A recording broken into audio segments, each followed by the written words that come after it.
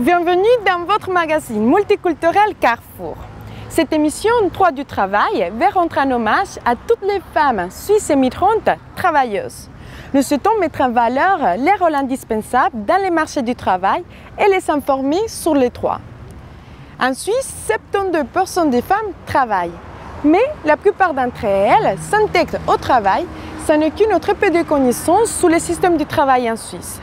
Carrefour vous expliquera, travailleuses et travailleurs, en quoi consiste la loi sur le travail, les codes des obligations, les conventions collectives et tout ce qui concerne le monde du travail en Suisse.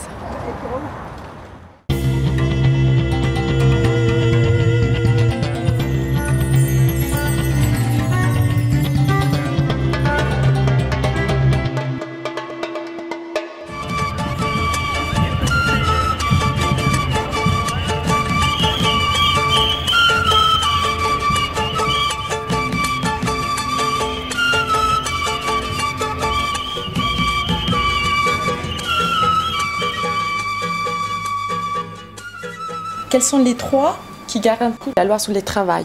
Malheureusement, c'est un petit peu compliqué. Il n'y a pas qu'une seule loi sur le travail en Suisse. Il y en a plusieurs. Alors les deux principales, c'est le Code des obligations qui régit le contrat de travail. Quels sont les droits et les devoirs du travailleur, de la travailleuse? Quels sont les droits et les devoirs de son employeur?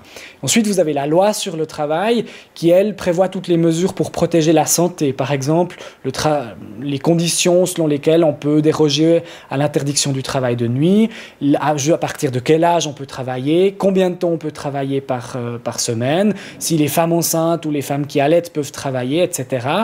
Et ensuite, vous avez toute une série de lois annexes, mais qui ont une influence sur les rapports de travail. Par exemple, les lois sur les assurances sociales ou la loi sur l'égalité entre hommes et femmes. C'est malheureusement très compliqué et c'est pour ça que c'est bien de se faire conseiller. Alors, la loi sur le travail en Suisse, elle est très flexible, très libérale et c'est un gros problème parce qu'en fait, les employés sont très peu protégés, notamment dans le secteur privé et surtout si on compare avec les autres pays européens. Par bonheur, les syndicats travaillent avec ce qu'on appelle les conventions collectives de travail. Dans certaines branches, ils négocient des améliorations des conditions de travail avec les organisations patronales. Malheureusement, ils ne le font pas dans toutes les branches et vous avez aujourd'hui un salarié sur deux qui n'a pas de convention collective de travail. Et dans ce cas-là, ils n'ont que la loi sur le travail, le code des obligations et ça, c'est très insuffisant. On a juste une question, on fait une émission sur les droits du travail et on aimerait savoir en quoi travaillez-vous? Je travaille dans une banque ici à Lausanne. Est-ce que vous savez si dans votre métier, vous avez des conventions collectives? Alors là, vous me posez une colle. Je sais qu'on est bien protégé, mais alors quand à vous donner le terme exact, je pense Convention collective. Voilà. Je suis ébéniste. Est-ce que vous savez si dans votre domaine, il existe des conventions collectives? Non, du tout. Vous savez qu'est-ce qu'ils sont les conventions collectives? Justement, j'allais vous poser cette question. Donc, Vous travaillez en quoi? Au nord, juste en haut de la ville. Est-ce que vous savez si dans votre domaine, il existe des conventions collectives? Oui, bien sûr. Vous les connaissez? Exactement, non. Et en concret, de quoi il s'agit, les conventions de travail? Alors, les conventions collectives de travail, ce sont d'un côté les syndicats et d'un autre côté les patrons qui se mettent à table et qui négocient des améliorations. Alors, en fonction de la force des syndicats et des intérêts en présence, les conditions de négociation seront meilleures ou moins bonnes, mais souvent cela permet d'obtenir des améliorations très concrètes qui n'existent pas dans la loi, par exemple le 13e salaire, ou alors la perte de gain en cas de maladie. L'assurance maternité, par exemple, avant qu'elle n'existe dans la loi, elle n'existait que dans les conventions collectives, ou alors maintenant la retraite flexible qui existe dans certaines conventions collectives et pas encore dans la loi. Alors on aimerait bien l'introduire dans la loi pour tout le monde, mais pour le moment elle n'est que dans certaines conventions collectives. Et est-ce que vous pensez que la population suisse et migrante ont connaissance de ces droits? Malheureusement très mal. Alors d'une part parce que c'est très compliqué, et puis d'autre part parce qu'en Suisse on a tendance à ne pas vraiment parler de son contrat de travail, on a tendance à taire son salaire, on a tendance à taire ses problèmes, et c'est pour ça que les droits des travailleuses et des travailleurs sont en général mal connus. Et pour les travailleuses et travailleurs migrants, c'est encore plus difficile parce qu'il y a le problème de la langue. La loi, elle n'est qu'en français, en allemand ou en italien, et comme ce sont des détails très techniques, souvent c'est mieux de pouvoir se le faire expliquer dans sa langue. Est-ce que vous êtes syndiqué? Non. Vous savez qu'être syndiqué en Suisse est un droit constitutionnel? Ah, non. Est-ce que vous êtes syndiqué? Non, pas du tout. Vous savez que c'est un droit constitutionnel. Oui, ça je sais, ouais. Est-ce que vous êtes syndiqué en Suisse? Non. Vous savez que c'est un droit constitutionnel. Ah ouais, nous devons en savoir. Alors en Suisse, on a le droit d'être syndiqué, c'est un droit fondamental qui est reconnu dans la Constitution fédérale, comme le droit de négocier ses conditions de travail collectivement, ou alors le droit de faire grève. Il y a malheureusement beaucoup trop de problèmes, beaucoup trop de cas de patrons qui ne respectent pas, qui ne payent pas les salaires, qui ne respectent pas le droit aux vacances, qui ne respectent pas le droit aux heures supplémentaires, et les syndicats doivent intervenir de plus en plus souvent pour que les employés obtiennent réparation. Qu'est-ce qui se passe avec les travailleurs migrants? Alors, les travailleurs migrants ont aussi de nombreux problèmes sur le marché du travail. Ils sont souvent victimes de discrimination, souvent de racisme, de discrimination à l'embauche. Et ils sont en général moins bien organisés syndicalement que les travailleurs suisses. Fort heureusement, les choses sont en train de changer. Les syndicats font de gros efforts pour organiser les travailleurs migrants, pour leur permettre aussi de défendre leurs droits, de négocier des conventions collectives. Et dans le plus grand syndicat de Suisse, qui est UNIA, un membre sur deux est d'origine des migrations. Donc on voit, les migrants sont en train de prendre leur place au sein du mouvement syndical et c'est une très bonne chose. Est-ce que la loi sur le travail s'adresse à tout le monde? Oui, alors très clairement, que l'on soit suisse, migrant, homme ou femme, la loi sur le travail, elle s'applique à toutes et tous, la même chose. Malheureusement, il y a certains employeurs qui ne le savent pas ou alors qui font semblant de ne pas le savoir et qui tentent de discriminer les migrants. Et là, les syndicats se battent beaucoup pour que cela ne soit pas le cas. Jean-Christophe, merci beaucoup pour être resté avec nous aujourd'hui. Merci. Nous sommes avec vous pour que vous nous expliquiez quelle est la situation des femmes migrantes en Suisse. Bon, il faut surtout distinguer, je dirais, les femmes migrantes qui ont un faible niveau de formation, qui ont un faible niveau de qualification, qui n'ont pas de reconnaissance de leur diplôme. Donc ça, je dirais que c'est un cas extrême qui est extrêmement présent. Et puis après, il y a l'autre type de femmes migrantes qui sont plutôt les femmes qui arrivent avec un certain niveau de qualification, un certain niveau de compétences, qui ont des diplômes qui sont reconnus, parce que ces deux personnes s'intègrent très différemment sur le marché du travail, vous pouvez l'imaginer. Si je fais référence aux femmes migrantes qui n'ont pas de reconnaissance de diplôme, qui ont des faibles niveaux de qualification, très souvent, en fait, elles s'intègrent sur le marché du travail de manière non légale. C'est-à-dire, elles n'ont pas de permis de travail, elles s'intègrent énormément dans tout ce qui est service aux personnes. Donc bien entendu, on a cette image de la femme de ménage, mais elles ne font pas que ça, elles ne font pas que le ménage. Souvent, en fait, c'est des femmes à tout faire dans les ménages d'un point de vue domestique. Avec l'évolution de la société, je dirais historiquement en Suisse, la population migrante était avant tout constituée d'hommes. Dans les années 50 et 60, c'était surtout des hommes dont on avait besoin, dans la construction, dans le bâtiment.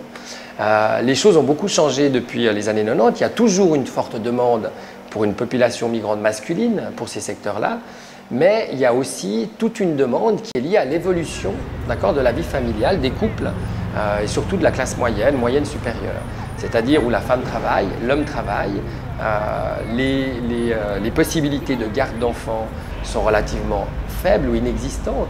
Et c'est là où on fait énormément appel à ce genre de personnes.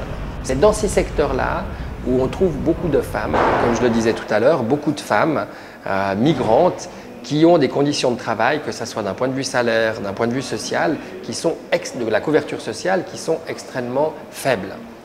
Et c'est plutôt cette population-là qui aujourd'hui pose problème d'un point de vue social et d'un point de vue économique aussi, parce que finalement, s'il y a des mauvaises conditions qui perdurent sur les marchés, même sur le marché du travail légal, en dehors de ces emplois qui sont dans l'économie grise ou l'économie au noir, ça pose un problème pour le fonctionnement général du marché du travail. Parlez-nous sur les femmes qualifiées, migrantes. Alors les femmes qualifiées, c'est évident qu'elles s'intègrent beaucoup mieux sur le marché du travail. Donc si on parle des femmes qui viennent du cercle le plus éloigné, c'est-à-dire des pays en voie de développement ou des pays je veux dire, qui sont hors la zone européenne, toutes les autres populations, quand elles viennent, même si elles sont qualifiées, elles vont quand même subir certaines formes de discrimination. Il subsiste quand même une différence à l'intérieur de l'entreprise pour un même emploi entre femmes et hommes. Donc ça, c'est de la discrimination. Et de la même manière, il existe une même forme de discrimination entre population suisse et population étrangère. Mais en plus, ce qu'on observe, c'est comment on traite le statut civil des femmes et des hommes sur le marché du travail. C'est-à-dire vous prenez deux personnes, deux femmes identiques d'un point de vue professionnel, dans la même entreprise, etc., même secteur, même expérience. Et ce que vous observez, c'est qu'en moyenne, cette femme mariée ou ayant été mariée va subir une pénalité de l'ordre de 8% en moyenne. Chez les hommes, c'est l'inverse. Les hommes qui sont mariés ou qui ont été mariés, eux, obtiennent une prime par rapport aux autres. Donc la femme migrante, elle accumule un petit peu, entre guillemets, tous ces défauts, si vous permettez, par rapport au marché du travail. C'est-à-dire le marché du travail discrimine et les femmes et la population étrangère et justement le mariage chez les femmes. Certains travailleurs suisses ont souvent peur que les travailleurs étrangers, en disant, volent leur travail. Est-ce que cela est vrai? Et ça, c'est pas vrai dans le 90% des cas parce que les personnes étrangères, les migrants qui viennent occuper des emplois en Suisse, viennent occuper des emplois en Suisse que les personnes résidentes déjà en Suisse ne veulent pas. Donc c'est tous les emplois qui sont entre guillemets mal rémunérés, qui offrent très peu de bonnes conditions, je dirais, de travail, qui ne sont pas reconnus socialement. C'est tous des emplois que la population résidente déjà en Suisse ne veut pas prendre. Donc au-delà de ça, il y a aussi, les migrants viennent aussi occuper des emplois qui sont très qualifiés. Parce qu'on manque de main-d'œuvre qualifiée en Suisse et très qualifiée, malgré le fait qu'on a un bon niveau de qualification, il manque des spécialistes dans certains domaines. Et on fait venir des personnes étrangères. José Ramirez, merci beaucoup d'être Merci à vous. avec nous aujourd'hui. C'est un plaisir. C'était un plaisir, merci. Merci.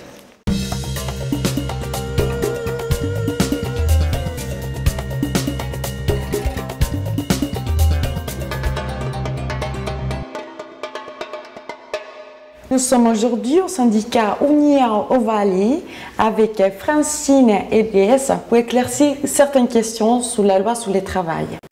Par rapport aux questions de famille, par exemple par rapport aux questions des grossesses ou des allaitements, quelles sont les semaines qu'on a droit pendant cette grossesse et après? Alors, l'employeur ne peut pas occuper quelqu'un qui est en grossesse ou pendant qu'elle allaite sans le consentement de la personne. Ça veut dire concrètement que la personne qui allaite ou bien qui est en grossesse, qu'elle est fatiguée, elle peut dire à son patron, écoutez, maintenant je rentre 2 heures me reposer ou bien je ne viens pas travailler pendant quelques temps. C'est clair que le paiement n'est pas forcément réglé. Ça veut dire que l'employeur peut dire je ne paye pas parce qu'elle n'est pas venue travailler. Mais l'employeur, il n'est pas forcé de faire travailler quelqu'un qui est en maternité ou bien qui est en grossesse. Ce qu'on peut aussi dire, c'est que si l'employé fait un travail pénible, et puis qu'elle est enceinte, ou bien qu'elle travaille avec des produits nocifs, ou bien qu'elle travaille la nuit, tard, etc., l'employeur n'aurait pas le droit non plus de l'occuper. Il devrait donner un autre travail à cet employé pour l'occuper, pour ne pas mettre en danger finalement sa maternité. Ce qui se passe, c'est que souvent beaucoup de gens n'osent pas parler, n'osent rien dire. Mais l'employeur, là, ce côté-là, s'il peut la mettre ailleurs, s'il ne peut pas la mettre ailleurs parce qu'il n'y a pas de place de travail, il devrait lui payer une indemnité équivalent à 80% du salaire et en la laissant à la maison. Vous êtes enceinte, vous ne pouvez pas être licencié pendant votre grossesse et sur les 16 semaines qui suivent. Par contre, une lacune législative grave qu'on a, c'est cette fameuse perte de gain qui n'existe pas. Et ce n'est pas un cas théorique d'une dame qui est enceinte, qui tombe malade pendant sa grossesse. D'après la loi, elle sera payée pendant un certain temps. Par exemple, si elle est dans sa première année d'expérience, elle sera payée seulement 3 semaines. Mais si elle est malade sur 4 semaines pendant sa grossesse, ça serait peut-être mieux d'aller ailleurs qu'au service social pendant sa grossesse pour avoir le salaire, parce qu'elle n'a légalement pas droit au salaire. Mais légalement, il y a une lacune grave par rapport à ça, où on devrait dire ok, on ne veut pas d'assurance perte de gain pour les travailleurs, hommes, mais au moins pour les femmes, pour que cette période de grossesse, elle puisse être rétribuée si elles sont malades, quoi. Vous voyez les angoisses que ça peut générer. Si vous êtes malade, c'est que vous avez déjà des soucis pour votre bébé. Si en plus il y a des problèmes de rétribution, d'encaissement du salaire, je vous laisse imaginer dans quelle situation les dames se trouvent, quoi. Oui, la peur de tomber malade si on est enceinte. Voilà, exactement. Ou être malade et puis pas le dire, c'est-à-dire angoissant, culpabilisant et tout, mais ça, c'est des situations qui sont traumatisantes, quoi. Très bien, merci beaucoup. Merci à vous.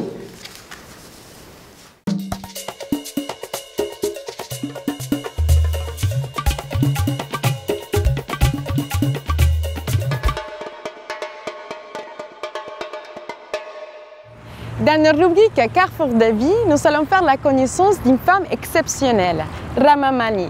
Docteur en sciences politiques et de nationalité indienne, elle nous raconte quelles ont été ses motivations pour venir travailler en Suisse et nous révèle pourquoi elle s'est engagée dans la recherche de la justice et de la paix dans le monde.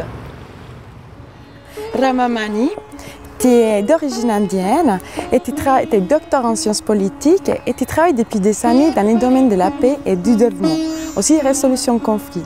Raconte-nous d'où est venue cette motivation de travailler dans ces domaines-là. Merci beaucoup pour cette question. Vraiment, ça a commencé avec mon enfance. Et avant même que je comprenne que je veux travailler sur la paix, c'était le sujet de la justice, vraiment, qui me passionnait. Pourquoi? Parce que quand tu es née en Inde, femme comme j'étais, tout de suite tu vois tout autour de toi l'injustice. L'injustice contre les femmes, contre les pauvres, contre les personnes de basse caste, contre les enfants. Et je réalisais très vite que si on n'a pas l'inclusion, le respect pour tout le monde, quel que soit leur background, on ne peut pas avoir la paix. Et ça a commencé là, ma passion. Pour commencer ton travail, où est-ce que tu as fait ta formation et à quel âge est-ce que tu as commencé? Tout d'abord, j'ai quitté la maison, quitté l'Inde avec mon premier passeport et mon premier visa à l'âge de 18 ans. Donc, j'ai fait mon premier diplôme aux États-Unis. Par la suite, j'ai fait mon deuxième diplôme en Italie et mon doctorat en Angleterre, à Cambridge. Et est-ce que faire ces formations était plutôt difficile ou c'était facile pour une femme indienne qui venait étudier, si tu veux, à l'Occident? J'apprécie beaucoup que j'ai reçu beaucoup de bourses, beaucoup de soutien des universités et des pays, surtout pour mes premières études et pour en fait, tout au long. Mais ce dont je me souviens, c'est malgré mon désir de partir de chez moi, le mal du pays que j'ai eu, tout ce qui m'a manqué la première année aux États-Unis. J'ai eu le plaisir de découvrir la neige, mais j'ai eu le mal du pays, de tout ça. Dès qu'il t'a manqué ton pays. Absolument. Raconte-nous un peu de quoi il s'agit de ton travail, quelle est un peu ta bataille. Oui, tout à fait. Donc, j'ai commencé avec cette passion pour la justice. J'ai commencé avec cette reconnaissance qu'il fallait comprendre le conflit pour vraiment créer la paix qui compte. Pas juste la paix qui veut dire « je ne te bats pas, je ne te fais pas du mal », mais vraiment la paix qui veut dire se respecter, avoir de bonnes relations et des bonnes institutions, des bonnes politiques. Et après mon doctorat où j'ai étudié des questions de justice dans la reconstruction de la paix, j'ai beaucoup travaillé en Éthiopie où j'ai vécu, en Ouganda, comme conseillère sur le conflit.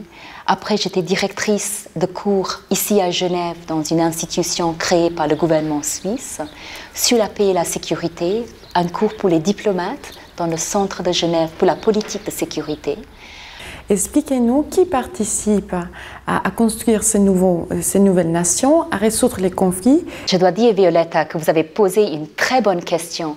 Je viens juste maintenant de donner un cours sur la construction d'une paix juste dans un cours dans ce centre de Genève sur la politique de sécurité. Et c'était la question que plusieurs me posaient. Et malheureusement, la réponse, pourquoi nous avons tant de conflits quand nous pensons, CNN et la média pensent que les conflits sont terminés, que l'accord de paix va tenir. Mais non, ils ne tiennent pas. Et moi, je dis, d'après mon analyse, c'est puisque ce n'est pas tout le monde qui construit ni l'accord de paix, ni la reconstruction de la paix. C'est un accord entre l'élite, entre ceux qui ont le plus grand Kalachnikov et les personnes qui ont vraiment souffert pendant la guerre, mais qui ont tenu fort. Les femmes, les enfants, les profs dans les universités, les artisans, les artistes, les petits commerçants, ils sont nullement concernés. Mais c'est eux qui veulent construire et rebâtir la paix. Et si on ne les fait pas partie de l'accord de paix, on ne prend pas leur opinion, leur intuition, tout ce qu'ils savent, leur sagesse, on ne peut pas construire la paix.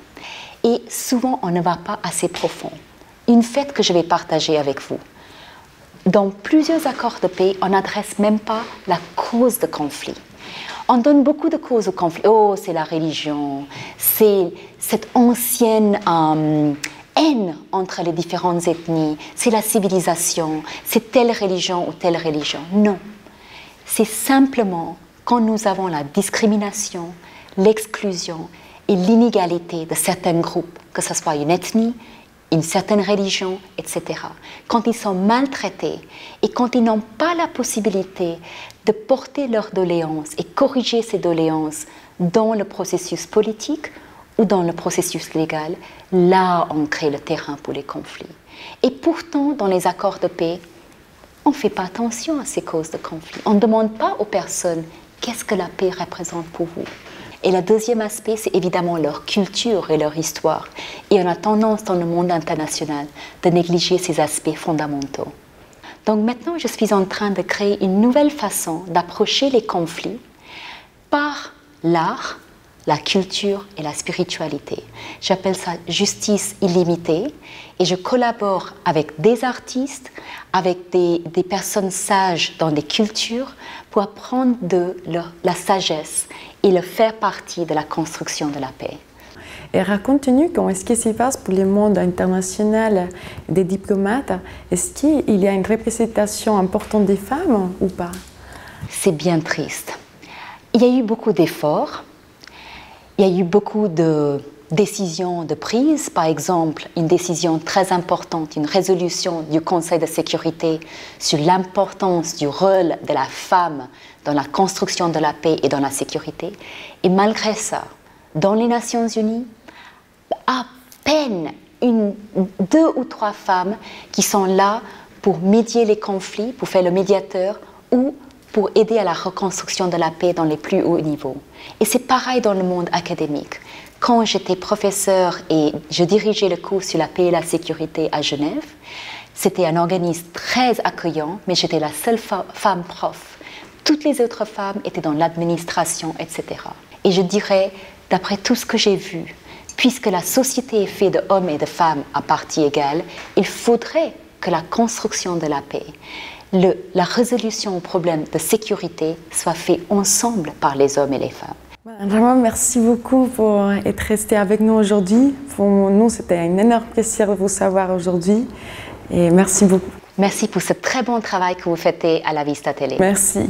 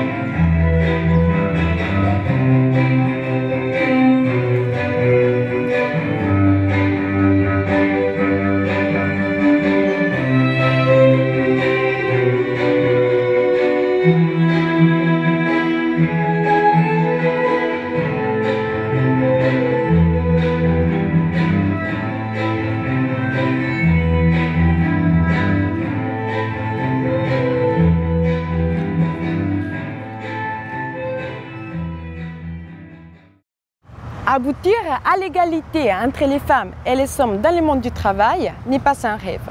C'est un chemin que nous devions continuer à construire. Pour trouver plus d'informations sur les droits du travail, alors visitez-nous sur nos sites internet www.alavistatv.net. Merci pour votre fidélité. On se retrouve le mois prochain pour découvrir d'autres visages de la vie multiculturelle en Suisse. À la prochaine et à la vista!